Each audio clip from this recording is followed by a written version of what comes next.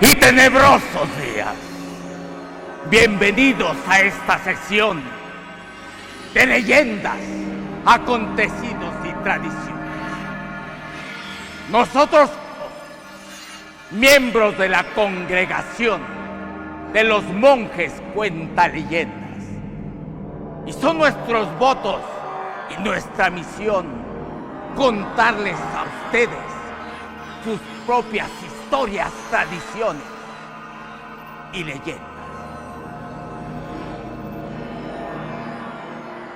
Una leyenda de fantasmas aparecidos, ollas enterradas con oro y plata. El fantasma en la calle Libertad. Corrían los últimos años de la década de 1960, cuando doña Rebeca tenía una casa de huéspedes sobre la calle Libertad, a media cuadra de lo que hoy es el Boulevard Adolfo López Mateos. Era una casona vieja, como de 100 años de construida. Tenía 2 patios entre las recámaras y un corral al fondo. Doña Rebeca tenía una hija de nombre Berta, por cierto, que en ese entonces contaba con unos 15 o 16 años de edad, y a quien se le aparecía de continuo un fantasma. Una noche, mientras Berta estaba profundamente dormida, el fantasma la tomó por el brazo y ella, sin despertar, como sonámbula, fue conducida a oscuras completamente hasta el segundo patio. El fantasma dijo que él se llamaba Bernabé y que le quería entregar un gran tesoro, una olla llena de oro y plata, joyas y no sé qué más, que estaba enterrado ahí, pero que tenía que mandarle decir unas misas, porque su alma andaba en pena. Le dijo que se quedara con el resto de ese tesoro, pero la muchacha se impresionó tanto que empezó a llorar a gritos, despertando a su madre, quien vino de inmediato a auxiliarla para llevarla de regreso a su recámara. A los pocos días, doña Rebeca, la madre, enterada del mensaje de Bernabé, mandó traer una cuadrilla de señores para que escarbaran por toda la casa buscando el tesoro, pero no encontraron nada. ¡Ah, la maldición! Aquel que busque el tesoro, si es que llega a encontrar la olla, estará el tesoro convertido en carbón, o quizás repletamente una olla rellena de estiércol. Porque la ambición es castigada. El fantasma de Bernabé siguió apareciéndose a Berta hasta el grado que ella cayó enferma de los nervios, de la depresión, de una gran tristeza. Entonces la madre decidió que el mejor tesoro era la salud de su hija. Y entonces decidió vender esa casona. Finalmente unas personas compraron la casa. Sin saber aquella historia, pues no podía venderse así. Le hicieron varias reparaciones y, sin buscarlo, encontraron el tesoro. Se volvieron enormemente ricos. pusieron negocios, viajaron por Europa, incluso son familias que no podemos decir su nombre, pero que todo el mundo conoce el origen de su riqueza. Pero los nuevos dueños no sabían de las misas que necesitaba Bernabé. Y como en esa casona vieja, ahora se quedó como un negocio y nadie duerme ahí. El fantasma siguió penando y errando y buscando la salvación de su alma. Si pasan algún día por esas calles, sobre todo en la noche, quizás sientan esa presencia hasta que Bernabé algún día pueda descansar. Y así está escrito, porque así se dio.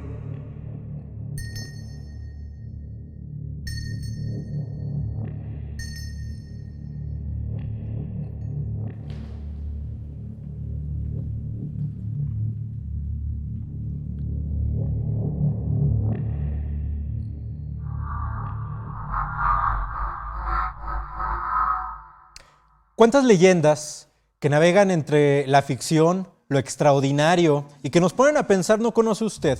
Historias que le dan vida a la ciudad de León, a Guanajuato capital, al estado entero y también al país.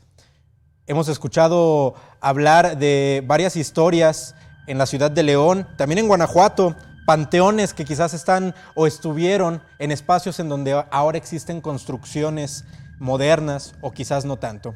El día de hoy platicamos de todo esto. Mi nombre es Gamaliel Reyes. Yo les agradezco a la Congregación de los Monjes Cuentaleyendas este magnífico relato y le platico a usted que en este especial del Día de Muertos vamos a platicar de solamente algunas de estas leyendas que tenemos en nuestro estado. Para eso el día de hoy me acompaña José Eduardo Vidaurri Arechiga, cronista de Guanajuato capital. ¿Cómo está? Muy bien, Gamaliel, con el gusto de estar con ustedes. También nos acompaña Gerardo Lara Cedillo, quien es uno de los monjes cuentaleyendas que el día de hoy nos vienen a platicar sobre todas estas fantásticas historias. Y comienzo con usted esta charla, este programa especial para preguntarle qué tan importantes son estas leyendas que ustedes han ido recabando, recuperando, porque también es una labor extraordinaria el poder tener quien se encargue de mantener vivas estas historias y el impacto que tienen para la identidad de una ciudad como León. Bueno, gracias Gamaliel por la invitación, gracias Ani. Es un gusto estar aquí con ustedes nuevamente, acompañando al doctor Vidaurri. Las leyendas son parte de nuestra cultura, porque a través de las leyendas podemos conocer formas de pensar, formas de ser de las personas de años, de hace 50 años, 100 años, más tiempo. Conocemos su cultura y nos van transmitiendo de generación en generación esa forma de ser. Entonces, las leyendas son parte importante de nuestras tradiciones, porque además, a través de las leyendas, damos a conocer sucesos históricos. Efectivamente, y en ese sentido, tendremos el dato de en qué momento de la historia está basada esta leyenda que acabamos de escuchar de aquí de la ciudad de León. Sí, cómo no. Aproximadamente fue en los años 60, en la segunda parte de la década de los 60. Incluso, voy a revelar aquí ante tu público, ante tus cámaras, esa casa de huéspedes existió como tal. Yo llegué a vivir a la ciudad de León, porque yo no nací en León, y llegué a hospedarme ahí, y yo soy parte de las personas que vivimos sucesos sobrenaturales ahí. ¿Cómo cuál? A ver, pues ya platíquenos uno que le haya pasado. Bueno, una de las cosas muy raras que me pasaron fue que dice la gente que se te sube el muerto. Yo estaba dormido, eran habitaciones compartidas, y en la madrugada, de esas veces que necesitas voltearte para descansar, entre dormido y despierto, me detuvieron la cara, sentí una mano fría deteniéndome la cara. Entonces yo traté de conservar un poco la calma y doblé una pierna para incorporarme y también me apachurraron la pierna.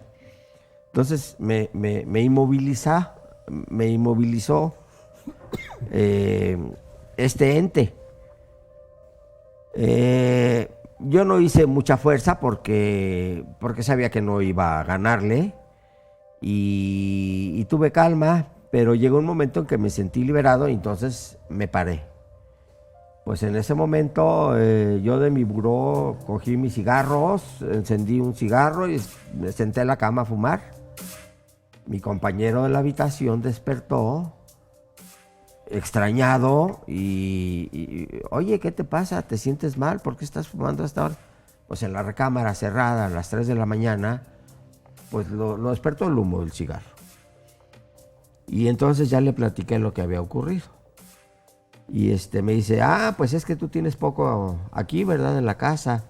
Dice, mira, sí hay muchas historias, a todos nos han ocurrido cosas. Pero tranquilízate, no son espíritus malignos, ni son, no nos hace daño a nadie. Ya nos hemos acostumbrado, los que tenemos aquí años, ya nos hemos acostumbrado. Tranquilízate, no pasa nada. Y bueno, pues yo ya, francamente, ya no pude conciliar el sueño esa noche.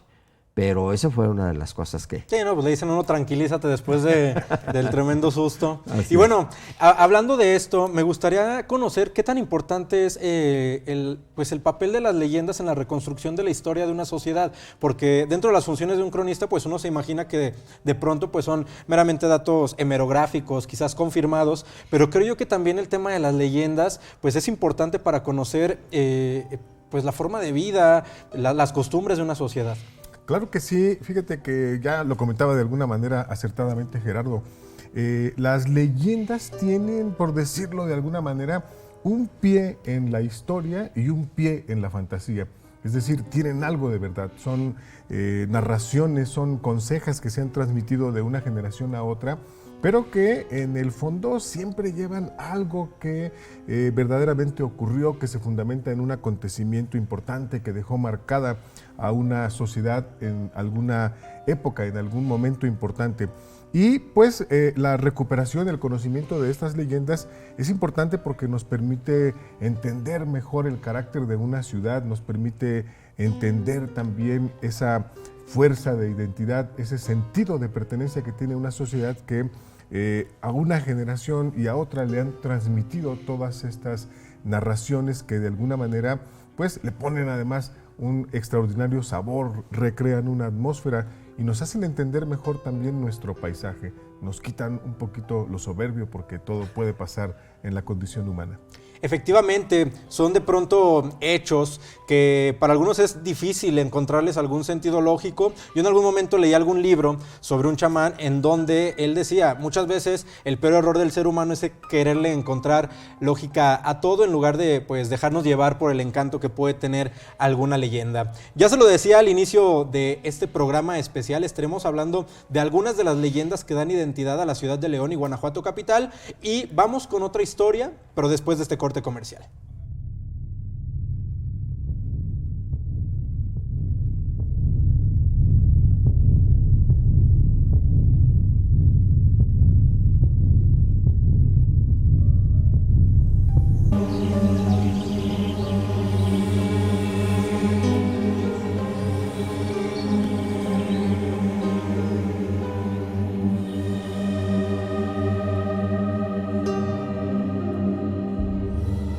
Gracias por continuar con nosotros en Foro de N+ Bajío en esta emisión especial por el Día de Muertos.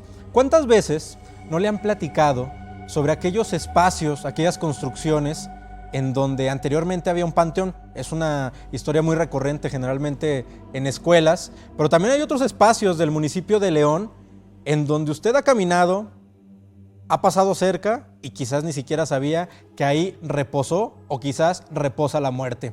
Un trabajo especial de nuestra compañera Ana Ramírez, quien se incorpora a esta mesa y que nos va a platicar de qué se trata. Así es, Gama. Bueno, pues antes que nada, muchas gracias por la invitación. Un gusto compartir con ustedes, promotores también de cultura. Y bueno, decir que a quienes nos gusta cubrir esta fuente, de verdad es muy satisfactorio porque las leyendas, creo yo, que más allá también del aporte cultural, pues es un referente para nosotros histórico, geográfico, de las creencias, de la moral que tenían pues nuestros antepasados. Y sí, como dices, año tras año pues nos enfocamos a hacer las historias de los panteones. Pero decíamos, bueno, pero antes de las leyes de reforma, los panteones eran otra cosa muy distinta a lo que conocemos ahora. Y en León, pues hay vestigios, incluso que podemos todavía pues conocer y donde siempre retratan una historia. Imagínate que en la zona de Los Limones, pues todavía se ve lo que sería la entrada del panteón, pero la zona centro es una de las zonas en donde había incluso 4 panteones colindantes. Así que, ¿qué les parece si vamos a ver esta nota? Pues vamos.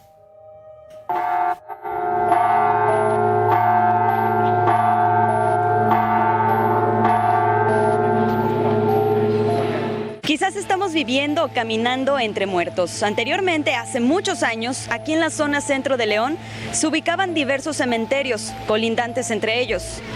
Hoy hay monumentos históricos o incluso edificios representativos. Vamos a conocer cuáles eran. ¿Cuántas veces no escuchamos que nuestra escuela era un panteón? Estas aseveraciones no están tan alejadas de la realidad. Desde la fundación de las villas, los espacios de los camposantos estaban considerados por tradición adoptada de la antigua Roma. Con las leyes de reforma de Benito Juárez, todo cambió a mitad del siglo XIX para convertirse en cementerios más urbanizados.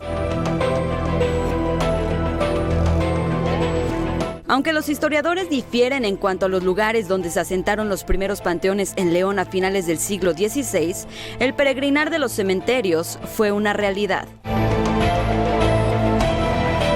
Y esos 2 espacios es, por ejemplo, este lugar que fue la manzana número 1, donde se construye la primer capilla en forma de la Villa de León, la Capilla de la Veracruz, y que obviamente pues tendría un espacio para poder pues sepultar a los muertos de aquel entonces.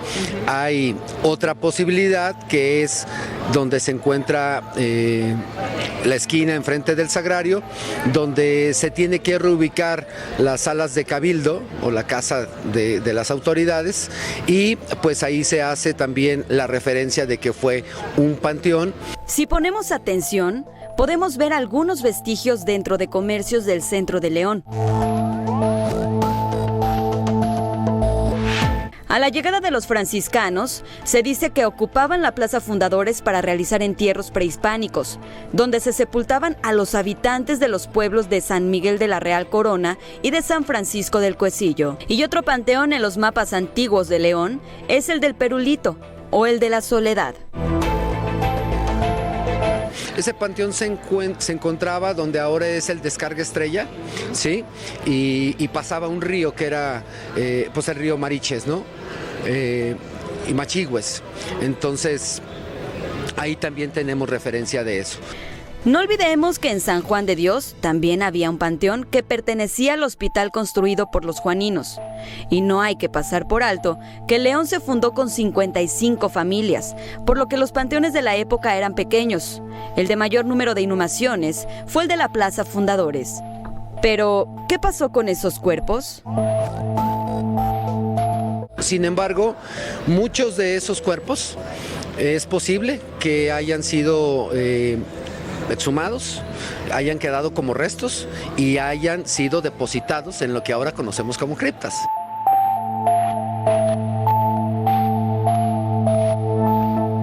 En León también existen vestigios visibles de lo que sería el Panteón de los Limones. Justamente aquí ubicado en la zona de Los Limones, ahora la calle de la Merced. A finales del siglo XIX, este panteón supliría el de San Miguel. Sin embargo, el proyecto nunca se concretó y aquí nunca hubo entierros. Yo soy Ana Ramírez, con imágenes de Juan Galán, Las Noticias N+.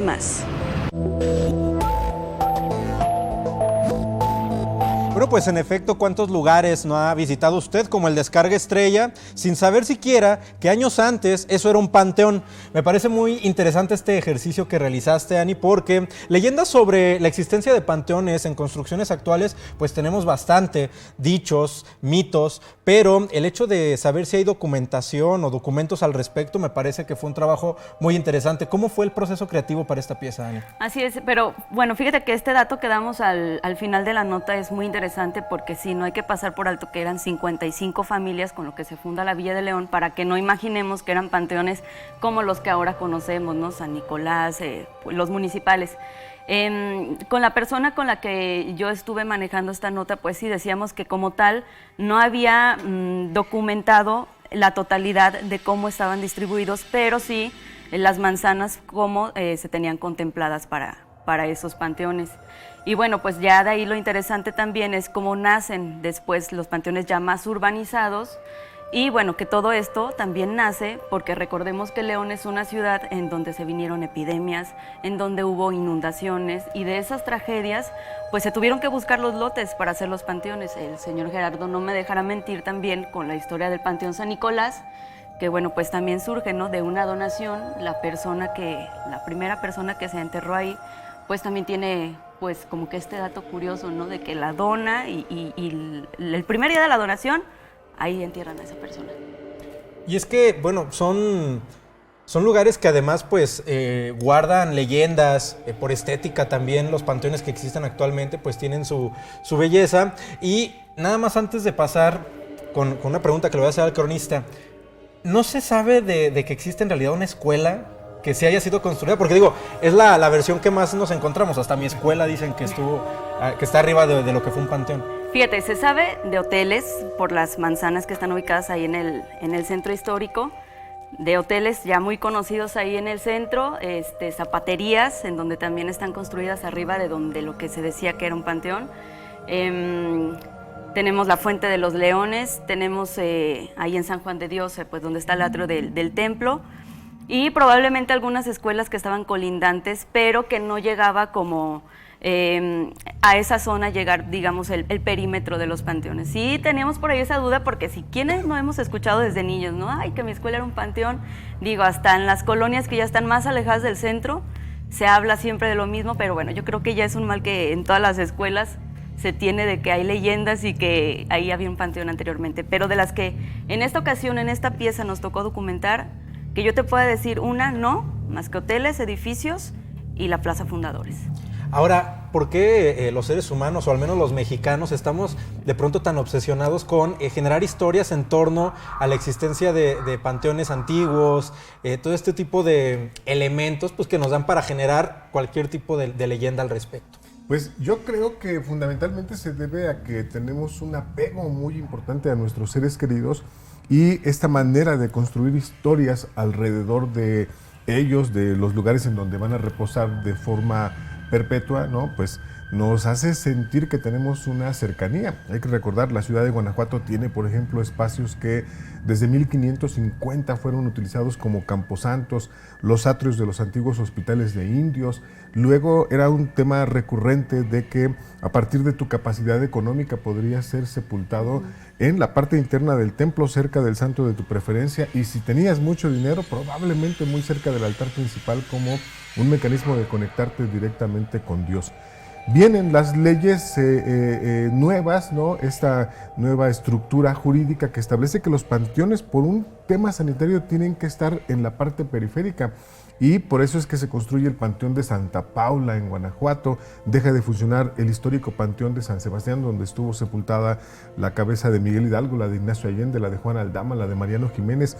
Es decir, panteones históricos en donde tenemos conocimiento que desde 1585, por ejemplo, las cofradías de las benditas ánimas del purgatorio deambulaban entre las tumbas rezando, pidiendo por el eterno descanso. Entonces, esta idea de no separarte de tus seres queridos es la que nos permite tener un imaginario creativo en torno a la muerte, de rendirles culto, como lo marca la doctrina cristiana. Es sin duda una expresión muy mexicana, aunque también la viven con mucha intensidad los países europeos. Hay que recordar la danza macabra, Hay que recordar, por ejemplo, a los habitantes del México prehispánico, que tenían también su muy particular manera de honrar a los muertos y que casualmente se empata con las fechas del calendario cristiano. Entonces, es parte de esa condición humana, no querer dejar ir a nuestros seres queridos, y como no lo podemos hacer, lo hacemos a través de esta evocación, contando historias, contando leyendas.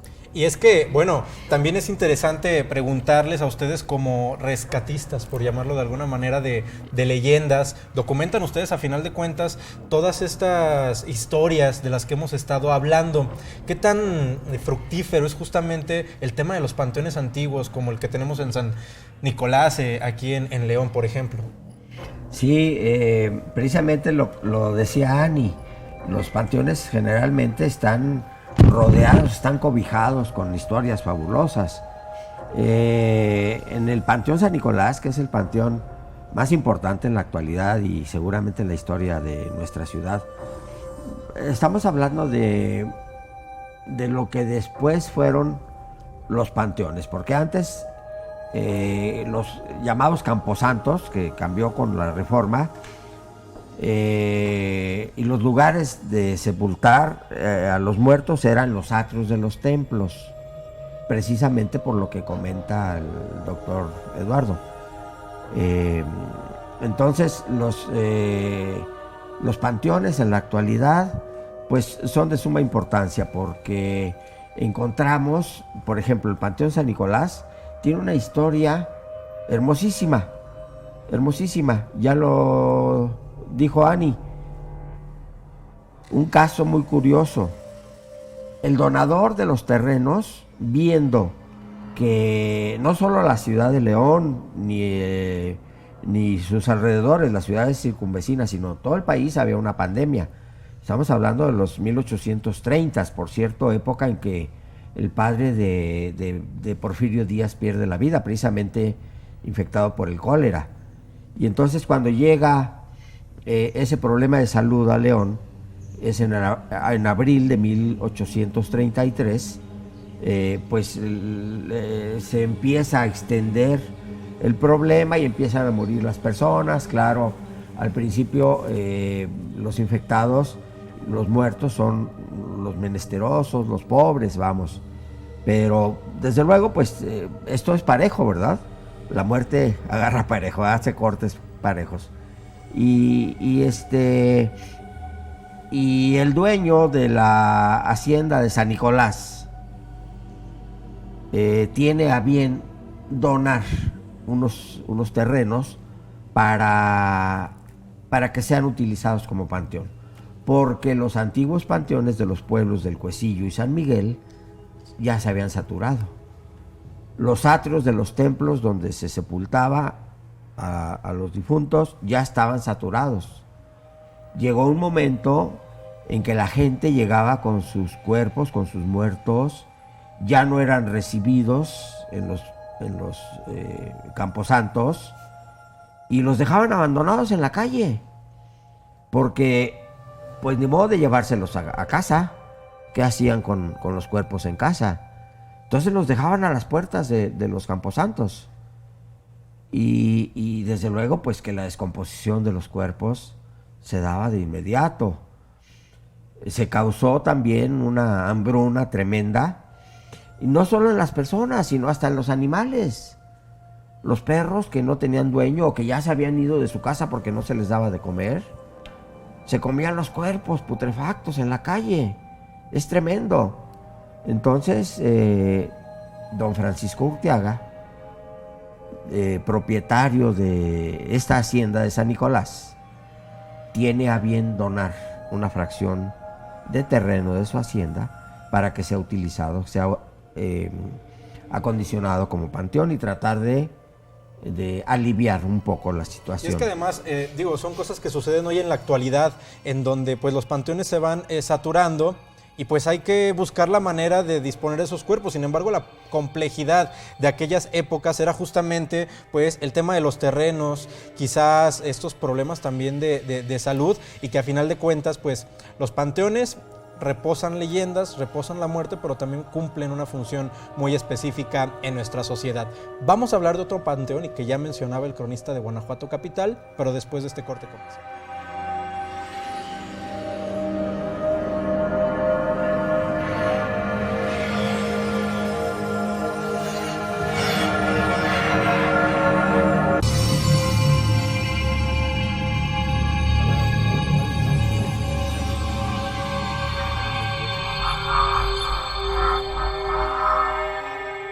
Gracias por quedarse con nosotros. Le platicábamos sobre todas estas leyendas que giran en torno a los panteones, la existencia de algunos espacios de este tipo, en donde ahora hay construcciones actuales, y para ello también tenemos una pieza informativa de nuestro compañero Ricardo Preciado, quien fue a Guanajuato Capital para documentar la siguiente historia.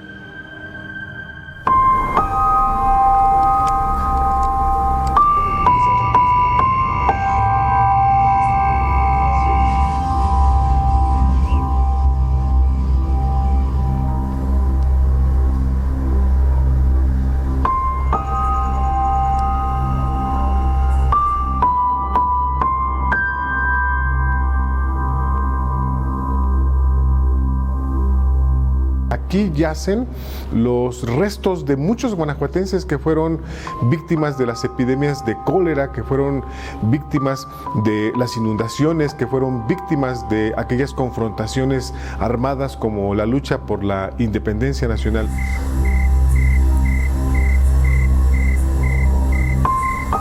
Cada centímetro equivale a un cuerpo. La calma de un jardín es en realidad el reflejo de la muerte. San Sebastián es considerado el primer panteón de la capital.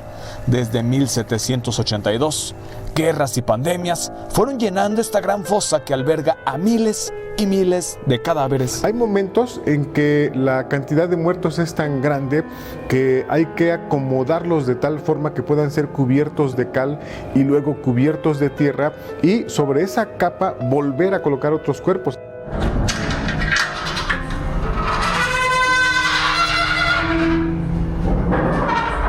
Poco a poco el nivel de la fosa fue desbordando. Sus casi 2 metros sobre el nivel de la calle que lleva el mismo nombre denotan el exceso y saturación de restos humanos. El terreno irregular del jardín habla por sí solo. Escarbar en cualquier punto del patio de San Sebastián desenterraría el pasado y algunos cuerpos, mismos que algunos aseguran aún deambulan y visitan a este santo solicitando un eterno descanso. Vi una persona, un hombre muy alto, y llevaba una vela en la mano. Y me llamó la atención porque la traía encendida. Y le digo a mi mamá, ¿ya se fue el señor? Me dijo, no. Entonces yo entré y nada, no había nadie.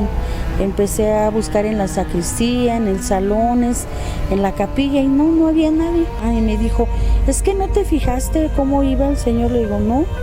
Dice, es que no pisaba el piso, no pisaba el suelo.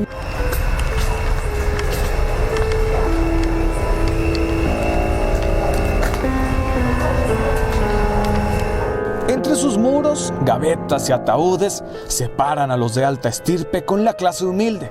El dinero los acercaba y elevaba más al eterno descanso. El resto, condenados a regresar a la tierra.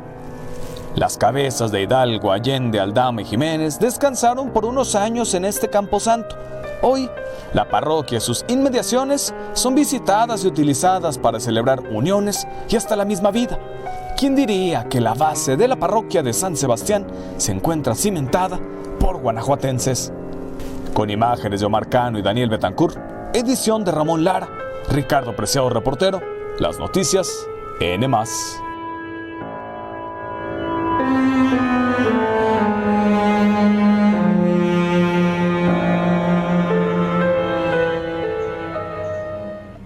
Pues ahí lo tiene, ya lo decíamos, los panteones guardan leyendas, pero también guardan parte de la historia de una ciudad, de un estado. Ya lo escuchaba casi al final de esta pieza, ahí fueron trasladadas las cabezas de algunos de los héroes de la independencia que anteriormente estaban exhibidas o en exhibición en la Alhóndiga de Granaditas. ¿Poder ahondar un poco más en esto? ¿Qué otros personajes pudieron haber estado ahí? Pues la importancia de este panteón.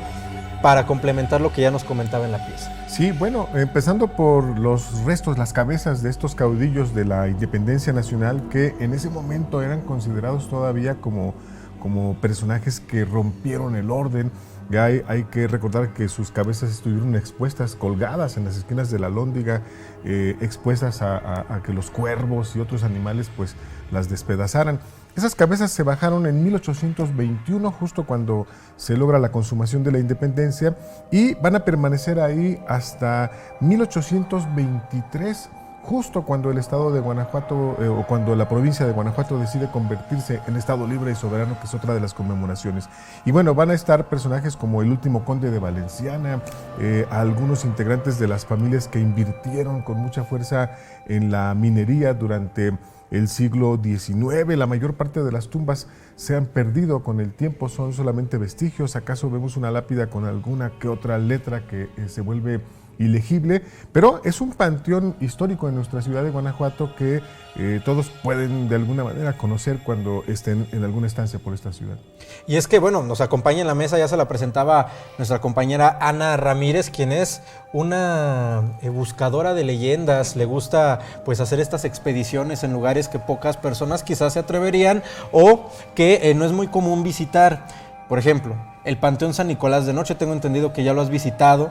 Ya varias veces. ¿Cuáles son las leyendas que más te han impactado y que quizás ahorita nos pueden complementar los monjes cuentaleyendas? Sí, fíjate, y decir que además de los panteones, creo que también los lugares que guardan una gran cantidad de leyendas son las escuelas, los templos, los hospitales, y bueno, ya más al ratito quisiera yo también abordar de otra leyenda aquí en el Templo del Calvario, que tenemos una versión, habrá otras, pero queremos aquí como que sacar ese debate, o mejor, ¿verdad? ¿por qué no la cuentas de una vez y que nos complementen para ver si... Bueno, sí, para ver será qué tan verdad, cierta será es mentira. lo que tiene documentado quizás el señor Gerardo también, pues resulta que nos dimos a la tarea de ir a la congregación de las Hermanas del Calvario para que nos contaran la historia de cómo había pasado pues esta anécdota que se dice la gente de ahí, de esta zona industrial de aquí de León, en el Calvario, que una campana se cayó y decapitó a una hermana.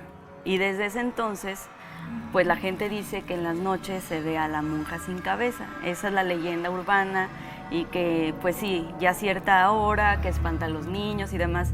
Entonces nosotros dijimos, a ver qué tan cierto es lo que las hermanas pueden tener de esa historia. Y pues resulta que esa hermana se llamaba Dominga. Hace 20 años pasó que no se cayó la campana, sino se cayó un pedazo de la campana, vaya, lastimó a la hermana, pero coincidió en que la cambiaron de, digamos, de templo a Irapuato. Entonces la cambiaron de templo y la gente supuso, como ya no vio a la hermana, que la campana se había caído, que la había matado y que, bueno, pues ya se aparecía la hermana. Entonces ellas nos dicen, de repente cuando nosotras nos ven que salimos a cerrar el templo, que salimos de repente a dejar ciertas cosas, pues la gente nos confunde con aquella madre.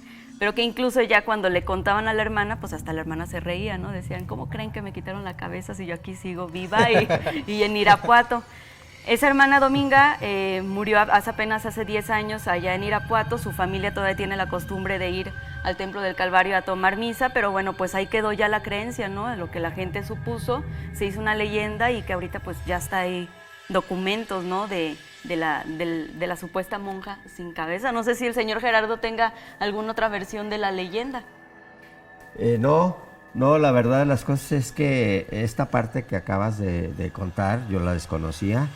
Sin embargo, me da pie a hacer unos comentarios que son muy importantes. Efectivamente, lo que la gente dice se va convirtiendo en verdades con el paso del tiempo. Y desde luego, pues, cuando hacemos la transmisión, pues le vamos cambiando un poco a la historia. Lo vamos haciendo más grande, lo vamos haciendo más tétrico, lo vamos haciendo X. Entonces, es muy importante. Mira, nosotros hemos tenido una labor que ha resultado de mucha importancia. Una de las leyendas más famosas en nuestra ciudad de León desde los años 80, 84, 85, pues todo el mundo lo sabe, la del brujo en la funeraria. Yo no sé por qué la gente empezó precisamente a decir que ese brujo al que estaban velando era Natividad Reina el brujo mayor de San Pancho. Y la verdad de las cosas es que Natividad Reina ni era brujo, era curandero, le hacía bien a la gente, era devoto de la Virgen de Guadalupe, o sea, y él murió en Romita, Guanajuato, un 8 de diciembre, y fue sepultado en San Francisco del Rincón, y sus restos están honrosamente sepultados en San Francisco del Rincón. Yo no sé por qué la gente aquí empezó a decir eso. Entonces nosotros nos hemos dado a la tarea, a través de nuestra publicación Leyendas de León, de hacer esa aclaración. Tenemos nosotros ya 14 años que después de las investigaciones que hicimos, dimos con el nombre de la persona que sí estaban velando, ¿sí?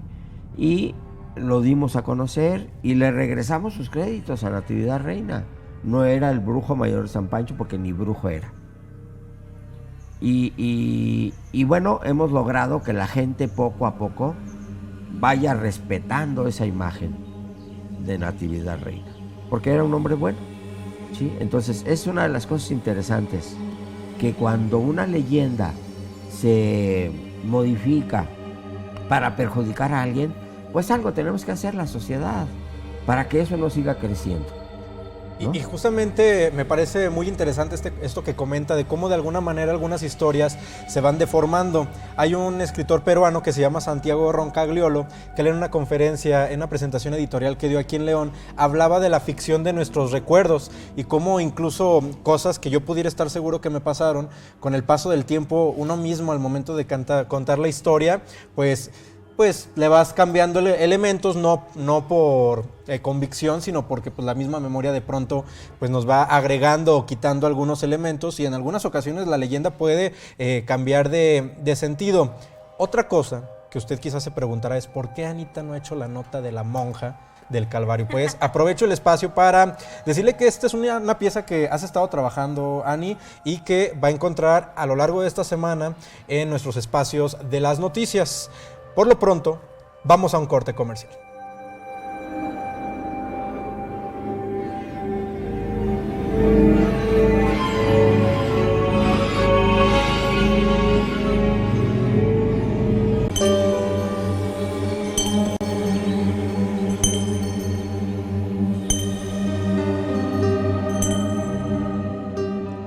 Gracias por quedarse con nosotros en este programa especial por el Día de Muertos, en donde estamos hablando de las leyendas, pero también del trasfondo que hay respecto de estos relatos que todos en alguna vez o en algún momento hemos escuchado. Sigue con nosotros Ana Ramírez, quien nos va a hablar de otra pieza informativa que ha realizado, porque ha hecho un trabajo extraordinario referente a estas festividades. ¿De qué se trata, Ana? Pues sí, fíjate que siempre hablar de las muertes inesperadas, yo creo que todas, pero la de los niños son las que más duelen, las que, híjole, más te dejan pues una historia que contar, y justamente nos vamos a la ciudad de las leyendas, a Guanajuato capital, ahí al Callejón de los Angelitos, que está pues en la lateral del Panteón de Santa Paula, en donde, bueno, pues platicábamos de la tradición, ¿no?, que era anteriormente del retratar a los angelitos, yo le digo la muerte chiquita, ¿no?, porque de alguna forma era como para los familiares quedarse con ese recuerdo de alguien que, de acuerdo a las creencias, pues murieron muy pequeños sin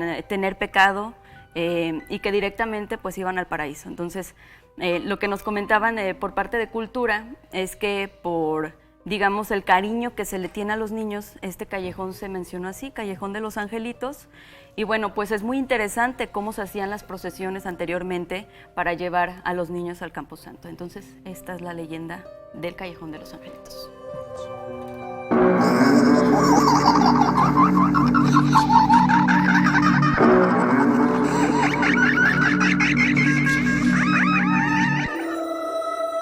Que en México el dulce pica y la muerte es fiesta.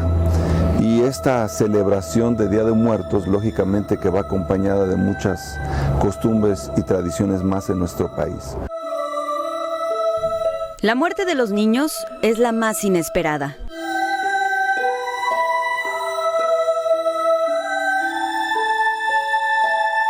La gente suele decir que cuando un niño muere, un angelito nace en el cielo. los callejones de Guanajuato tienen una historia que contar, como por ejemplo el Callejón de los Angelitos, que además tiene una fúnebre tradición y es un referente aquí en la capital del estado. De acuerdo con la tradición que data del siglo XIX y primera mitad del XX, los niños muertos antes de ser bautizados eran vestidos y arreglados por sus padrinos, con un atuendo dedicado al santo de devoción, para posteriormente ser fotografiados y llevados en procesión al Camposanto.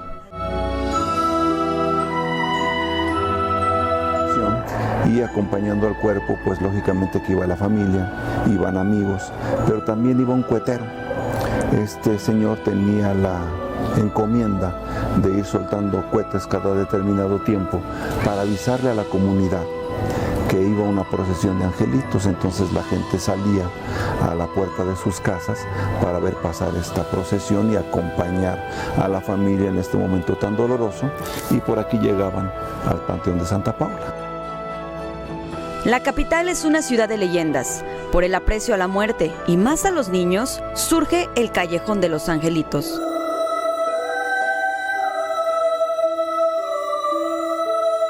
Este pueblo tiene tanta capacidad de amar que sigue amando a sus muertos. Nosotros seguimos pidiéndoles un consejo, seguimos platicando con ellos, bailando con ellos, porque lo sentimos como parte de nuestra vida cotidiana, y yo creo que difícilmente los olvidamos o los dejamos a un lado en nuestras vidas. De aquí que dentro del Panteón de Santa Paula exista la Recamarita, un espacio dedicado a esos angelitos, mismo que todos los días se conserva con los colores y folclor de la muerte.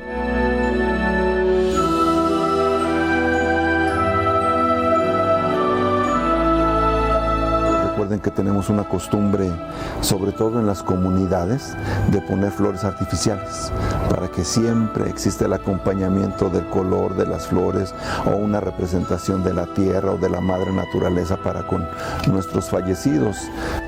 ¿Cómo podríamos describir a la Recamarita? Tiene historias chiquitas, y me refiero así porque aquí descansan eternamente los niños.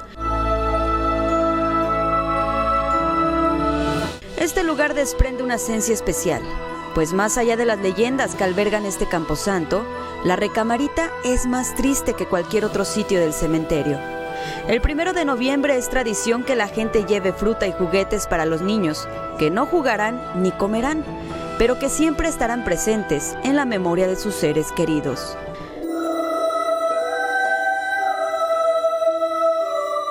Con imágenes de Juan Galán, edición Gabriela Rojas, Ana Ramírez, las noticias N+.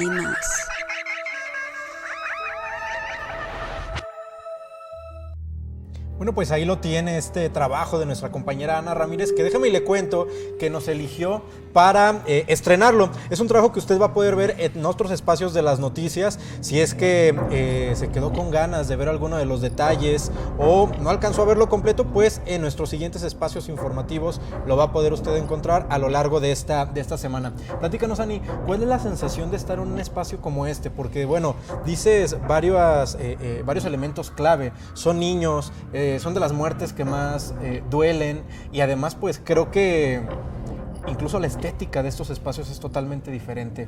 Sí, completamente. Y fíjate que bueno que tocas el punto, porque a mí que año tras año me gusta mucho hacer estas notas, creo que fue este año el más complicado. Digo, pues yo tengo un bebé, ¿no? Y el hecho de cubrir y hacer una nota que se trate de angelitos, pues sí te remueve ciertas cosas, ¿no? Sentimientos, porque creo yo que ya cuando te conviertes en papá, mamá, pues de las pérdidas más difíciles son tus hijos, ¿no?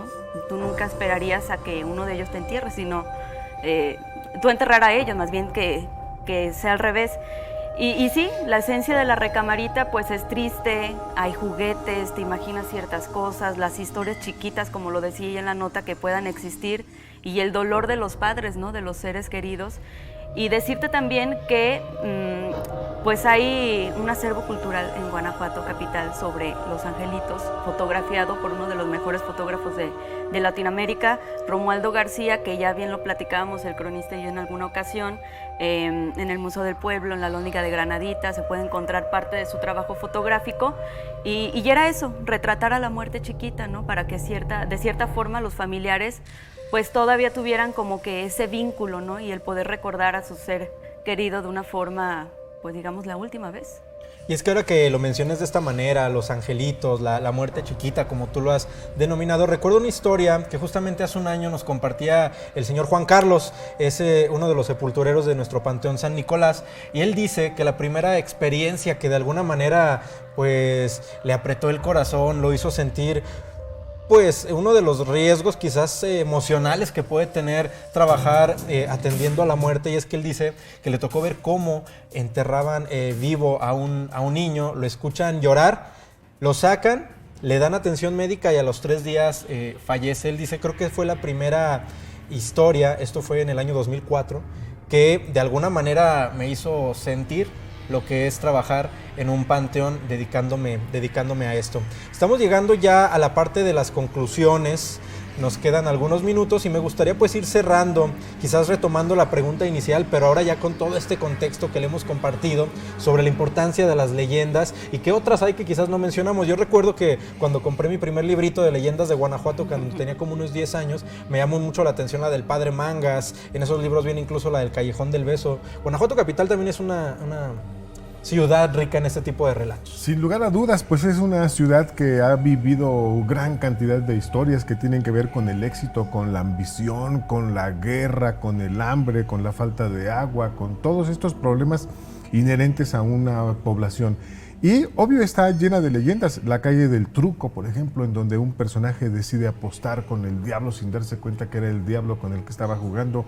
La leyenda de los hermanos Cartman, estos comerciantes que se enamoran de la misma mujer y terminan enfrentándose y matándose entre ellos. La leyenda del reto en el panteón, en donde un joven valiente decide ir a cumplir con el reto que le ponen sus compañeros y finalmente termina pues muerto en el panteón porque no se da cuenta que clava su capa en el espacio precisamente en donde tendría que poner la estaca, que era la señal. Todo lo que hay en torno al templo de la Compañía, el templo de San Roque, con la gran batalla del 28 de septiembre de 1810, aquellos que decidieron resguardarse en casa, construir paredes, y que luego los responsables de sacarlos pues murieron y estos quedaron en las paredes, emparedados prácticamente, y que de repente ahora pues han dado pie a leyendas que andan por ahí en los hoteles o en los nuevos usos que se les han dado a los edificios. Y bueno, pues ver cómo Guanajuato celebrará el Festival de Día de Muertos a partir de mañana y hasta el próximo domingo. Precisamente arrancará con una procesión de angelitos, una tradición muy arraigada en nuestro Guanajuato. Estarán también los guamares de Comonfort, estará Oaxaca como estado invitado, estarán algunas plañideras de San Juan del Río para ver cómo se va a dar este espectáculo tan gracioso. Básicamente toda la semana repleta de actividades en torno a la muerte, muchas de ellas como un ejercicio para reconstruir estas antiguas tradiciones que tiene nuestra capital del estado. Y es que justamente creo que en México tenemos una manera bellísima de celebrar a la muerte, de conmemorar este tipo de días. Platicaba con una persona que no es de México, es de Alemania, y ella me decía, el 1 de noviembre nosotros conmemoramos All Saints, o el Día de Todos los Santos, y yo le digo, bueno, mándame unas fotos de cómo lo celebran allá. Y me dice, bueno, es que allá básicamente nada más es un día en que no se elabora y ya. Yo me imaginaba que también hacían algo, y la verdad es que me siento afortunado de vivir en un país como México y en un estado como Guanajuato en donde tenemos mucha riqueza en estos temas. Nos queda 1 minuto y medio y me gustaría que aproveche para que nos platique en dónde podemos tener acceso a ver otras de las leyendas, porque hoy nos dieron una muestra, pero hay más que nos pueden contar. Sí, con todo gusto. Típicamente o tradicionalmente desde hace 17 años nos hemos estado presentando en el Panteón San Nicolás precisamente. A la medianoche siempre damos 2 o 3 funciones cada que tenemos fecha. Tenemos algunos foros en el centro de la ciudad, casas antiguas. El año pasado, durante 5 años, estuvimos en una casa donde se dio una tragedia, una persona perdió la vida de manera violenta. Hay cierta vibra en esa casa. Nos hacen favor de invitarnos para presentar nuestro trabajo. Este año estuvimos también en lo que fue Patio Don Bosco, en la calle Independencia, porque ya pasaron las fechas, y periódicamente pues nos llaman sobre todo a los colegios. Cuando vamos a los colegios llevamos nosotros principalmente el tema de las leyendas históricas. ¿Cuáles son las leyendas históricas que llevamos a los colegios? Bueno, les hablamos, por ejemplo, en esta temporada, que generalmente los colegios hacen su semana cultural, les pedimos que se instale el altar de muertos. Nosotros les decimos el significado de cada uno de los elementos que debe de contener un altar de muertos. Anoche, precisamente, en una presentación privada, a mí me sorprendió gratamente que un pequeñito de 4 años conocía el significado de los elementos del altar. Entonces, dice, es que el altar debe tener los 4 elementos naturales. Y nos los mencionó. Y lo que significa, nos dijo varias cosas de lo que significaban los demás elementos. Y es que es súper importante justamente el trabajo que hacen tanto del lado de los cronistas como ustedes, como cuentaleyendas, porque es justamente lo que hace que las nuevas generaciones mantengan estas tradiciones. Ani, gracias por participar, gracias por el trabajo tan bueno que has hecho respecto de estas festividades. Yo le agradezco a usted por acompañarnos en este programa especial del Día de Muertos. Mi nombre es Gamaliel Reyes, muy buenas noches.